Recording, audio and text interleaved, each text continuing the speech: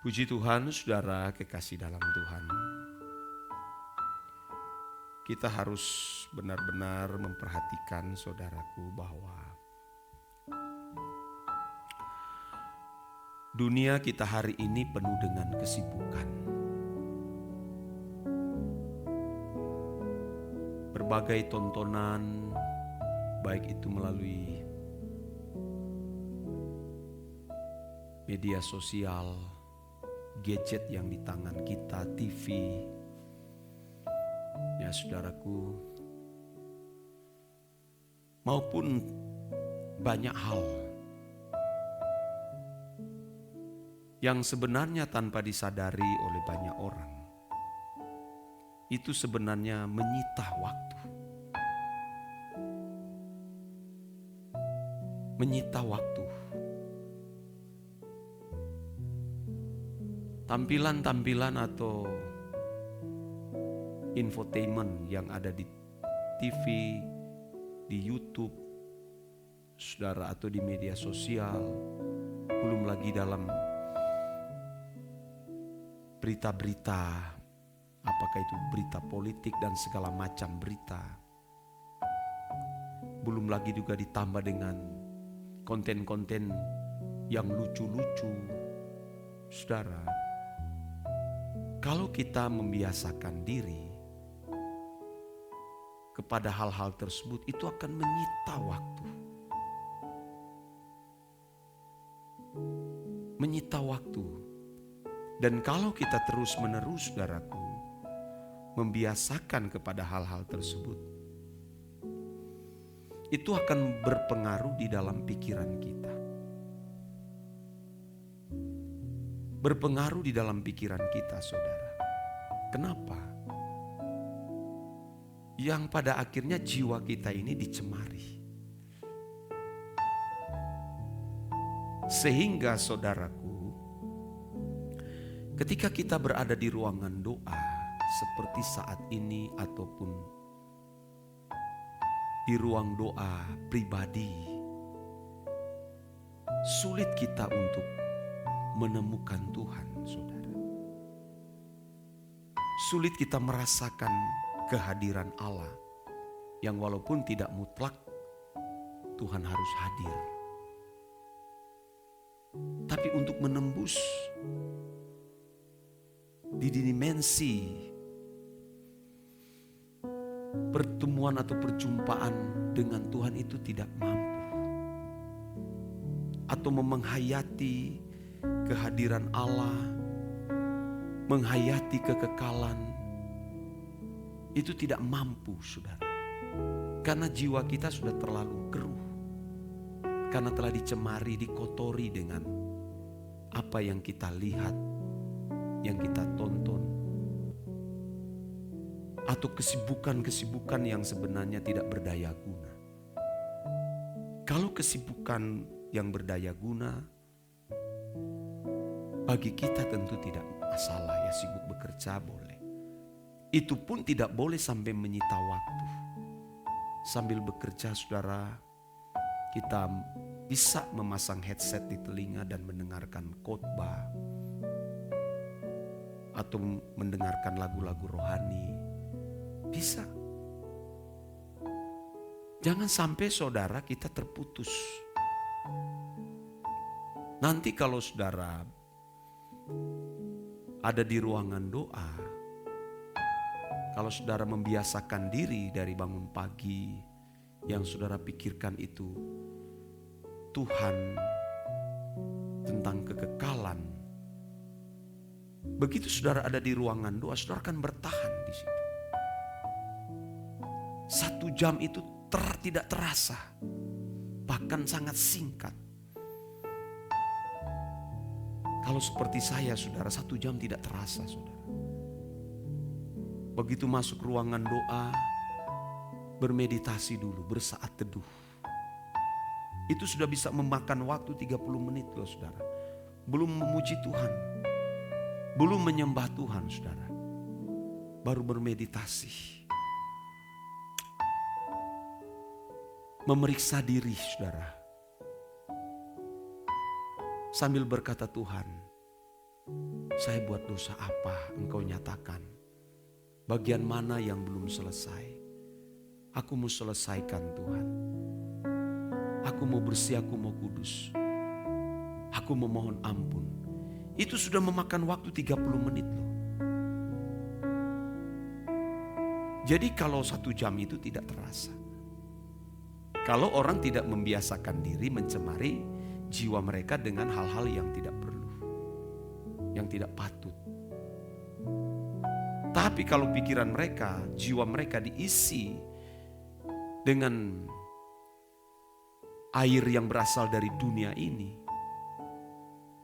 kesejukan yang palsu, kepuasan yang palsu, damai sejahtera palsu, dia tidak akan bisa bertahan di hadapan Allah. Nanti biasa berdoa 1 jam dikurangi, tinggal 30 menit. Itu pun sudah mulai menjenuhkan. Seperti menyembah Allah. Menyembah di hadapan yang kosong. Allah tidak kelihatan. Dan akhirnya saudara mulai jenuh dan 5 menit pun terasa lelah. Kenapa? Karena terlanjur dicemari dengan hal-hal itu. Tapi kalau di dalam kehidupan kita dari pagi sampai sore, saudara, kita warnai kehidupan kita dengan kehadiran Allah. Saudara akan benar-benar merasakan kehadiran Tuhan saat di ruang doa. Dan ingin berlama-lama. Belum membaca firman, saudara. Rasanya 1 jam, 1 jam setengah tidak cukup karena ada kerinduan dan kehausan untuk membaca firman, membaca Alkitab. Jadi kalau saudara tidak waspada, saudara, bahaya. Bahaya. Jangan saudara berpikir membangun hubungan yang harmonis dengan Allah itu mudah. Mencintai Tuhan itu tidak mendadak. Itu melalui proses perjalanan waktu. Karena kita dipersiapkan, saudara, menjadi mempelai Kristus yang suatu saat akan duduk bersama-sama dengan Tuhan Yesus di perjamuan kawin anak domba. Orang-orang yang akan duduk nanti di perjamuan kawin anak domba, saudara. Ada orang-orang yang telah bercinta dengan Tuhan sejak di bumi. Yang mengasihi Tuhan tanpa batas. Bagaimana mungkin saudara orang yang tidak terbiasa bercinta dengan Tuhan, mengasihi Tuhan, yang melapukan hatinya kepada Tuhan, lalu ketika meninggal dunia dengan mudah, aku cinta kepadamu Tuhan. Nipu dia, saudara. Tuhan berkata, aku tidak kenal kamu. Aku tidak mencintai kamu. Kenapa? Kamu tidak biasa mencintai aku sejak kamu di bumi. Kamu lebih banyak mencintai yang lain. Kamu lebih banyak mencintai tontonan di gadget, konten-konten di TikTok, Instagram, Facebook, YouTube. Daripada kamu masuk ke ruangan doa untuk bercinta dengan engkau, dengan aku. Serius, saudara. Ini ada kelompok orang pada akhirnya ditolak oleh Tuhan.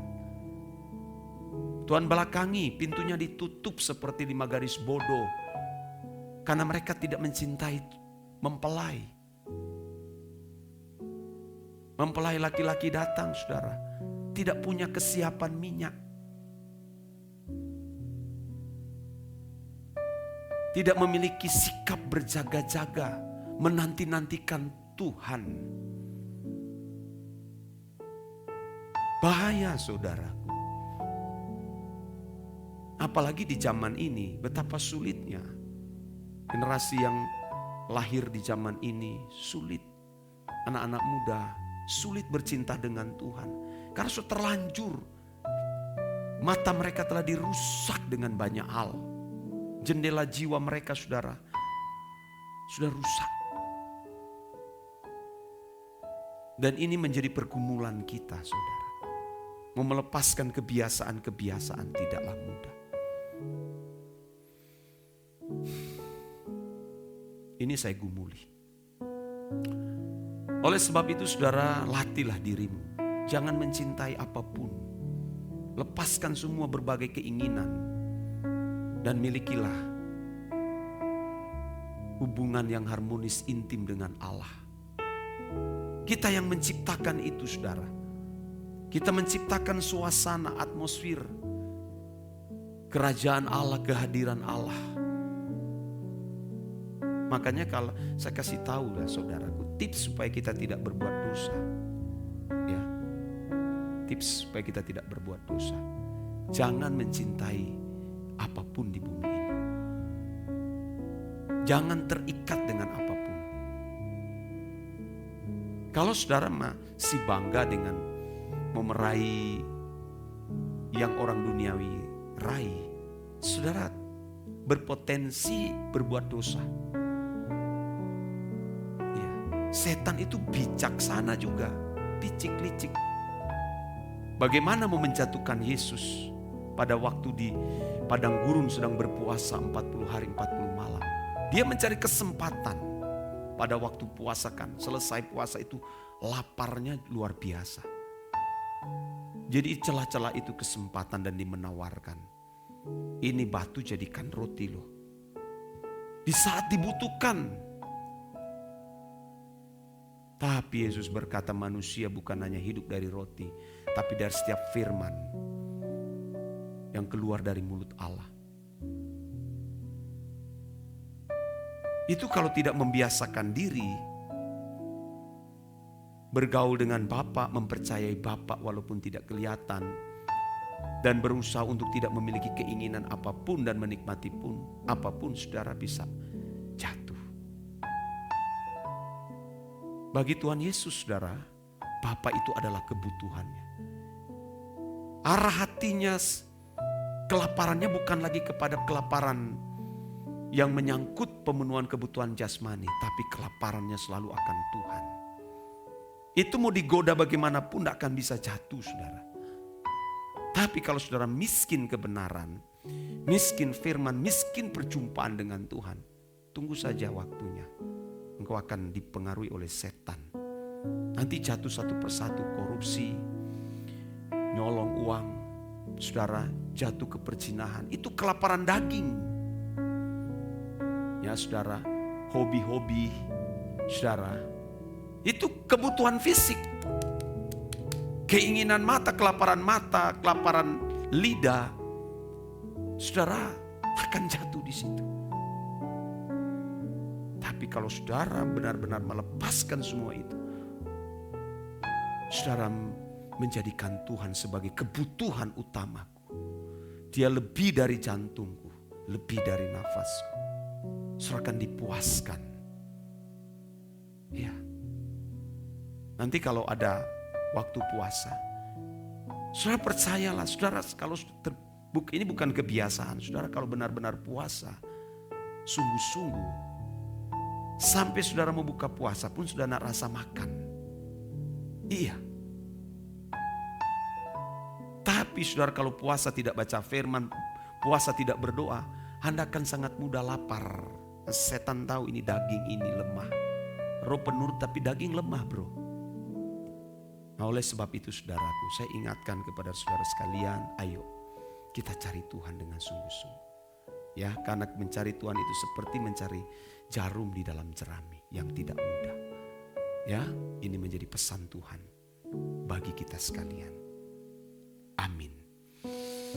Mari kita berdoa. Terima kasih ya Bapa Elohim Yahweh Allah Israel, terhadap pesan firman-Mu kepada kami semua pagi ini. Kami terus berjuang ya Bapa, menjadikan Engkau satu-satunya kebahagiaan kami, kebutuhan kami. Kami mohon Bapa supaya kami bisa menemukan Engkau dan merasakan Engkau. Terima kasih, kami akan melakukan tugas pekerjaan di sepanjang hari ini. Turunkanlah berkat dari Allah Bapa Elohim Yahweh, berkat dari Tuhan kami Yesus Kristus, dalam tuntunan kuat kuasa Roh Kudus menyertai saudara sekalian. Amin.